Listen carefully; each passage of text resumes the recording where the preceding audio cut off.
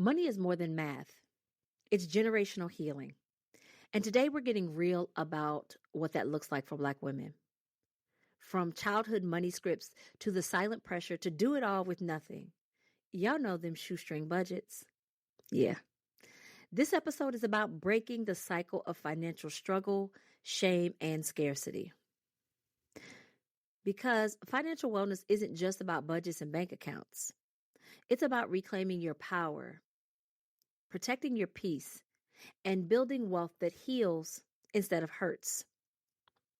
So if you've ever felt like you were carrying the weight of your family's financial trauma, then sis, you're not alone.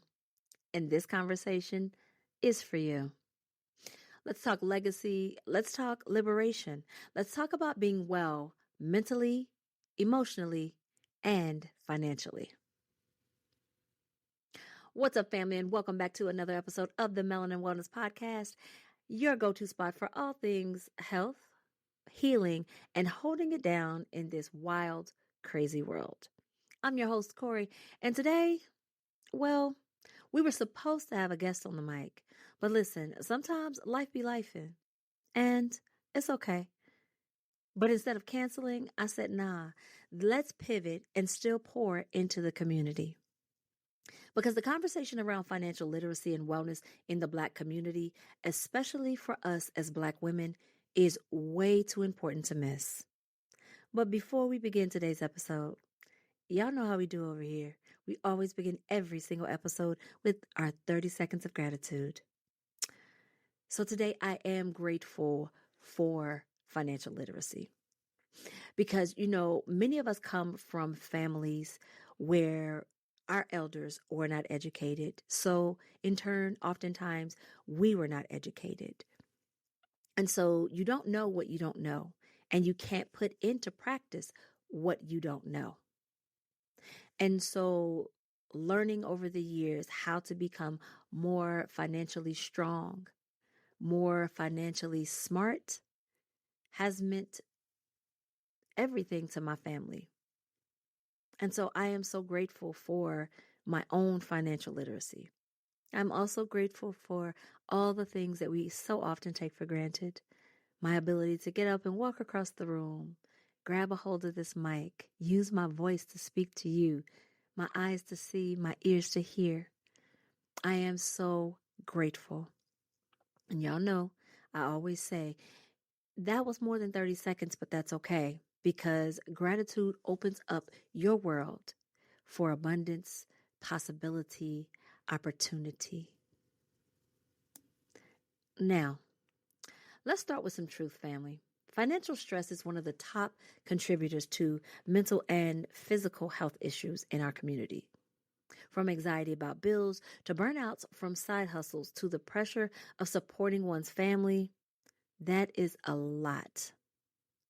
Black women are often the backbone of our families and communities, but we've also historically faced pay gaps, lack of generational wealth, and systemic barriers to financial security. And in today's economy, where prices are up and wages, not so much. Child, the struggle is real. However, we are not powerless. So today I'm going to give you some real actionable tools to start building wealth, shifting your mindset about money, and breaking some generational cycles. Now let's grab your pen, your paper, and let's get into it. First up, let's start with a mindset shift. Your money mindset is just as important as your skills to manage said money. So if you've ever made statements like, I'm just not good with money, or there's never enough money, we're throwing that in the trash today. Financial literacy is a skill, not a personality trait. I highly doubt that anybody just was born and came out of the womb good with money. You can learn how to be financially literate. Now, I'm going to give you a few affirmations, and these are affirmations that I began telling myself when I began my journey of financial literacy. All right, ready? Let's get to write these down. I deserve financial peace and abundance. I deserve financial peace, and abundance. I am learning to manage my money wisely.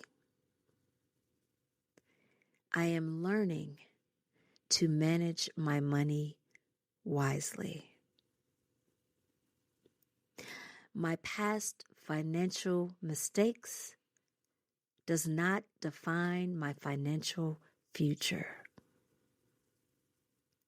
My past financial mistakes does not define my financial future. Start saying those out loud. Put them on a mirror, on a sticky note. Put them on your lock phone screen, wherever it is that you need the reminder. So that anytime you start to feel uncertain about money and start to feel like you can't do it, remember those affirmations to shift that mindset. What's up, family? I hate to interrupt, but really quick, I want to share something so exciting with you. The Melanin Wellness Podcast has been nominated in the 2025 Women's Podcaster Awards for Best Wellness Podcast. And I can't tell you how excited and honored I am to have been nominated.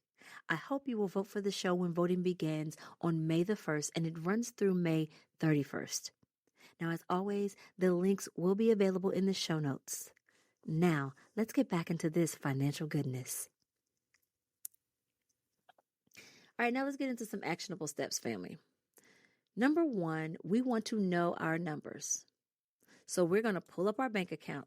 I know, sis. I know it's scary. I know, y'all. But awareness is key. Knowing what you're working with and where you have some challenges is the only way out, is the only way forward. So these are the things I want you to write down. I want you to write down your total income. Write down your fixed expenses. So we're talking things like rent, mortgage, car notes, maybe minimum payments on credit cards, maybe your television, maybe subscriptions, like whatever expenses you have, no matter what it is, the ones that remain the same consistently each month. Then you're going to write down your variable expenses, things like food, shopping, entertainment, cell phone bills, your utilities. Those things tend to fluctuate each month, so write those down. Then you're going to write down your debts and your interest rates. It's important to know your interest rates for your current debts. I'll explain to you why in a little bit. So you can use free apps like Mint, YNAB, You Need a Budget, is what that stands for, or Empower to track all of the things that I just listed. Once you do that, you want to create a bare bones budget. That's number 2. Now, this is your emergency game plan. So if the economy flips tomorrow, and y'all, let's be real, that is not out of the realm of possibility. You need to know how to survive on your essentials only, right? So you want to Google bare bones budget worksheet or use tools from Clever Girl Finance, a Black woman-owned resource that I absolutely love, and learn what your absolute essentials are. Now, y'all, don't get me wrong. Listen, I'm a sucker for a good subscription plan. I've got subscriptions to all kinds of things. But when it comes down to it, when I need to whittle everything down to absolute essentials, those are things that can go. After that, number 3, you want to start building your emergency fund. Start with $500, then work your way up to 3 to 6 months of expensive, if possible, right? You want to do something like opening a high yield savings account, like ones that are at Ally, Marcus by Goldman Sachs, or SoFi. I bank with SoFi myself. So I love their high yield savings accounts. They offer better interest than your basic checking accounts. Now, I know that that might seem completely out of reach right now, but consider this statistic. The average African American family cannot handle an emergency of $500. It will completely wipe them out and cause havoc financially. That is a startling statistic. So number 4 on this list, Deal with your debt strategically. So, what you want to do is, and this is a practice that I have done before, and it works amazingly. List your debts from smallest to largest, or from highest interest rate to the lowest interest rate. Then you're going to use what's called the snowball or avalanche method. And that consists of whatever the smallest debt is, you want to pay that off completely if possible. Now, with that same amount of money that you paid it off, so for example, let's say you have a credit card that has a $200 balance on it currently. Take that $200, pay that $200 off to zero out that credit card. So that same $200 that you would have put toward that, take that same $200 and start paying on larger debts. You'll be amazed at how quickly things get paid down, average of about 3 to 6 months or so, depending on your balance. And also, don't be afraid to call lenders and negotiate rates or hardship plans. That's one of the reasons why in step 1, you wanted to write down your interest rates of your debts so that you can know how much room you have to potentially negotiate with. Number 5, increase your income when possible. Now let's talk glow up, right? So whether you are asking for a raise at work, selling your expertise, freelancing, or turning your hobbies into a side hustle, don't sleep on your skills. Listen, when I tell you that we are resourceful and creative, you can take that same knowledge, that same expertise, and package it and sell it. T-shirt making personalized items like mugs, crochet items, like whatever you've got time to do. If you can do makeup on the side, nails, hair, like the list is absolutely endless of things that you can do as side hustles. Okay? So sites like Fiverr, Upwork, and even LinkedIn Learning can help you learn how to monetize your magic. Like those are places where you can put your magic, all that knowledge and expertise that you have, put it on there. And number 6 for this list, invest early and often. All right. Now, you don't need a lot to get started, right? And it is always best to begin earlier in life. However, even if you are a little later in life, it is never too late to start investing some to get a little of that compound interest working on your behalf.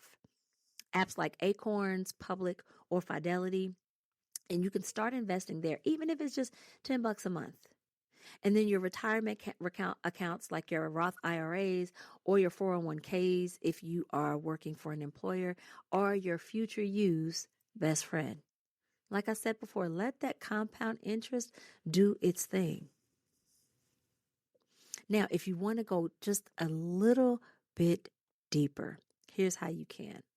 Write these 4 resources down. And as usual, like I said, I will always have resources linked in the show notes so that you can click them and get directly to where you want to go faster. So, Clever Girl Finance, founded by Bola Sokubini. She is a Black woman and she has free courses. So get right on over there and get up all that free knowledge to start becoming more financially sound, more financially aware. Also, the Budgetnista, Tiffany Alici. I absolutely love Tiffany because she breaks things down in a way that's real and relatable. And she shared her story, about how she was deep in debt, lost her job, and then was able to become financially sound and pay off all that debt. So, I love her. She's got groups and so many amazing resources available to us. Next up is My Fab, Finance by Tanya Rapley. And she's another dope voice helping Black women with wealth building. And finally on the list, Hey Berna, for the folks who like a little humor with their money talk. And y'all, I'm going to be honest with you. Sometimes you need that humor because money talk will have you in anxiety. It'll have you almost in tears. Trust me, I know money is a source of anxiety for so many of us. I want to leave you guys with this. Financial freedom is not about being rich because I am not rich. However, I am financially free. It's about having options. It's about peace, stability. It's about being able to walk away from a toxic job that no longer serves you, or being able to bounce back in the event that you lose your job. In this day and age, y'all know how that goes. Or afford therapy. Say yes to that trip that you've been dreaming of and putting off. Or for those of us who are mommies, being able to bless your babies with something better for their futures. Money isn't evil, despite what we've been told. That narrative is played. It is a tool for freedom. And you, my family, my brother, my sister, you are worthy of using that tool with confidence and clarity. Now, family, if this episode gave you something to think about or made you feel seen, please do me a favor and share it with a friend. Leave it a review on Apple Podcasts, Spotify, iHeart, like wherever it is that you listen to your podcast. It helps the show to reach other people. So I would really appreciate it. And I'd love to hear from you. Or you can buy your girl a cup of coffee. Now, not literally, but y'all know I'm on the Buy Me a Coffee platform. I'll leave that link in the show notes along with the links for all the rest of the resources. The support from that platform, it helps keep the show going and growing. And it is a large factor to why some of the changes are coming up in season 6. I'm so excited. I can't wait to tell y'all about that in the season finale of the show. Y'all got to tune in to hear about all the amazing things that are coming to the show next season. And if you'd like to chat a little bit more about financial wellness and other tools to thrive, don't forget to follow the show on the Melanin Wellness Podcast on IG. And sign up for my email list. I'm always sharing free resources. In fact, I share a weekly wellness tip to my email list. So, and you know, financial wellness is no different. All right. Okay, family, thank you so much for joining me. As always, y'all stay blessed, stay balanced, and remember that your financial wellness is self-care. See y'all next week.